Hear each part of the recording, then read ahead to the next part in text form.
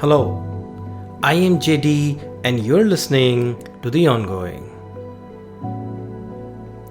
This episode is about one of the most important questions in biology.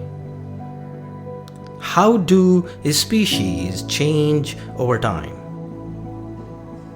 For most of human history, there was no clear answer to that question. Species were assumed to be fixed, created as they were, and remaining that way. A lion was a lion. A finch was a finch.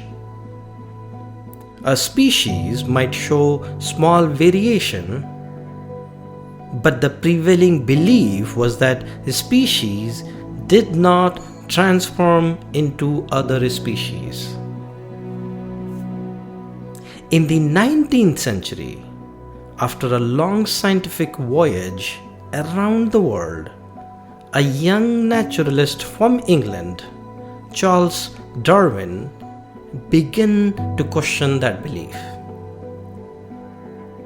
This episode is the story of Charles Darwin, what he observed in nature, the careful work he later did back home, and how those observations and experiments helped explain how species change.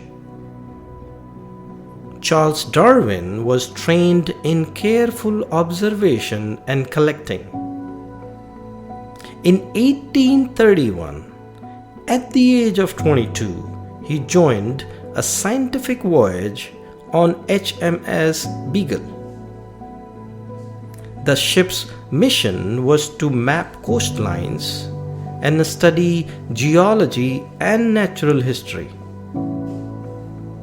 Darwin's role was to observe, collect, and document plants, animals, and fossils.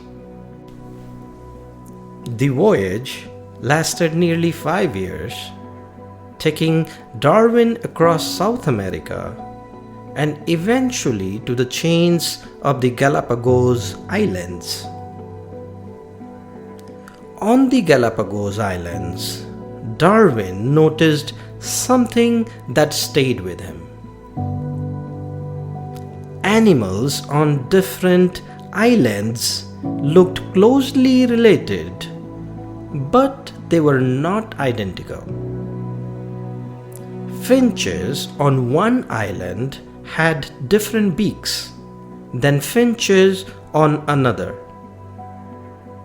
Tortoises from different islands had different shell shapes. They were clearly the same kinds of animals, but shaped differently depending on which island they lived on. Darwin began to wonder, if species were created once and fixed forever, why would the same kind of animal look different on neighboring island? And if these differences existed, could they matter over longer stretches of time? When Darwin returned to England, he began thinking deeply about what experiments he could run to understand this. Darwin needed a way to study biological change that could unfold within a human lifetime. He found it in pigeons. For centuries, pigeons' breeders had been shaping birds by choosing which one were allowed to reproduce. Over time, this produced varieties that looked dramatically different from one another. Different body shapes, beaks, feathers, even flight behavior. Yet breeders agreed on something crucial. All of these pigeons descended from a single ancestral bird. That made pigeons a living experiment. So Darwin began studying them carefully. He examined many breeds. He compared their forms and proportions. He spoke with experienced breeders, and he bred pigeons himself.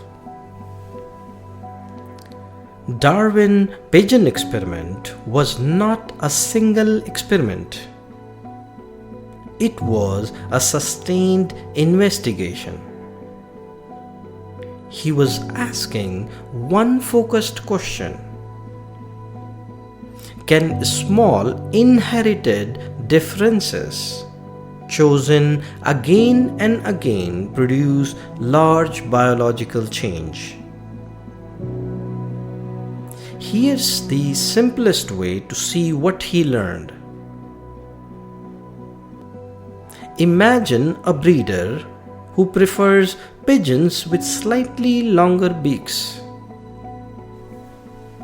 Each generation, the breeder keeps the birds with the longest beaks and allows them to reproduce.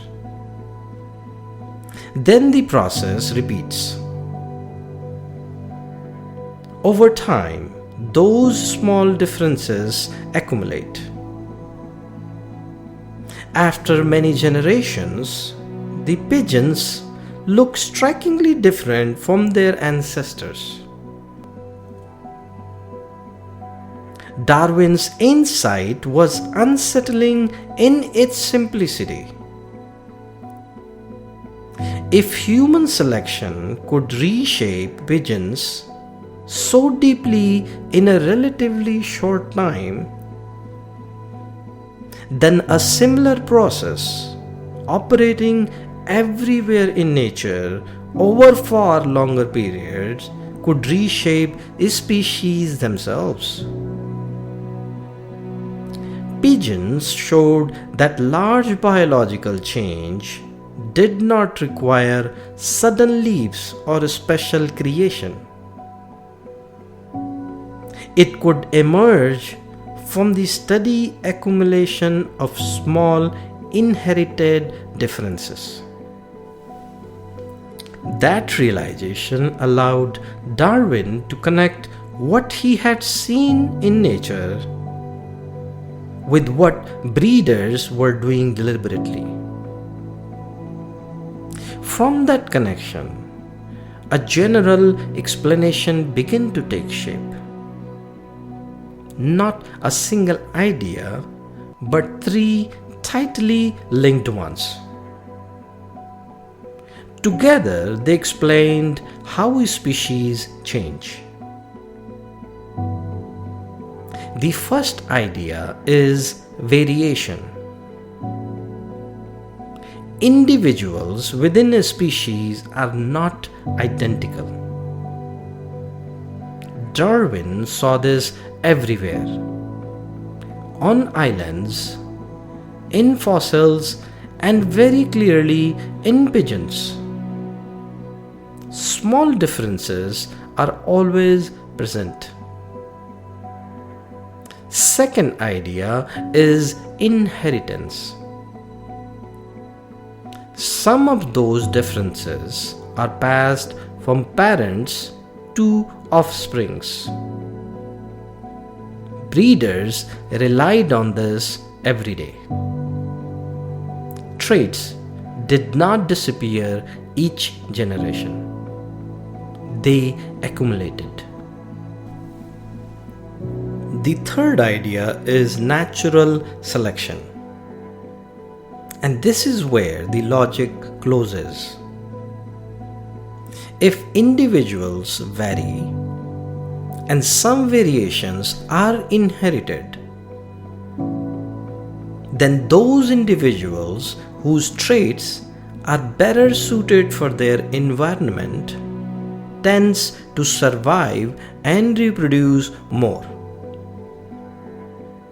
In pigeons breeding, selection is intentional. Humans choose.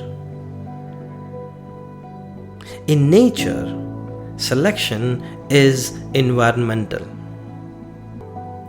Food, predators, climate, and chance do the filtering.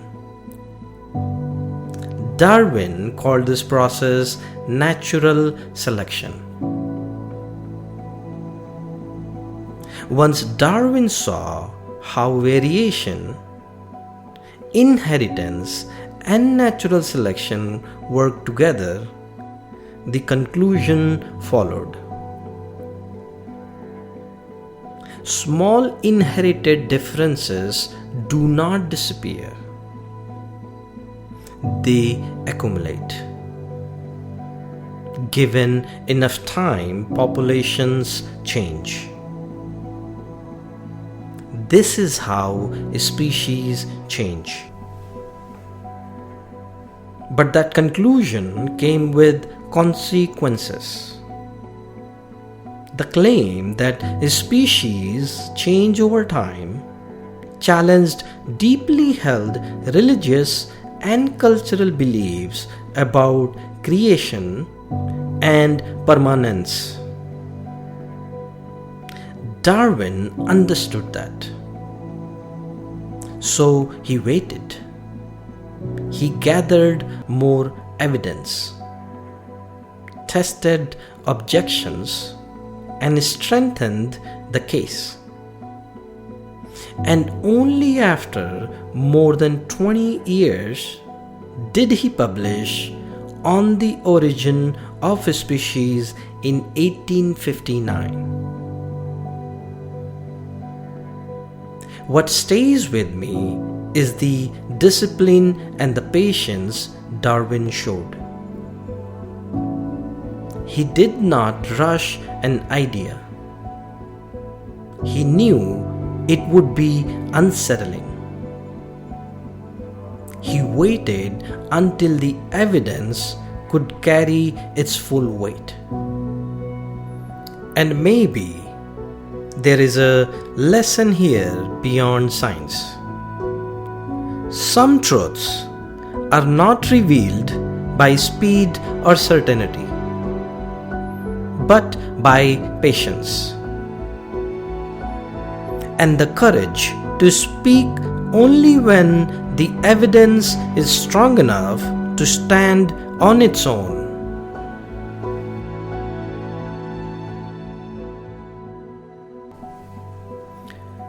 And with that, we come to the final episode of Season 1 of The Ongoing. And before I go, I want to thank you for giving me your time and for staying with me through this journey. I will be returning in April with Season 2. In the next season, we will explore scientific discoveries made in the lab and how those ideas were scaled up, engineered, and turned into things we actually use in the real world. Thanks for listening. I am JD and this is The Ongoing.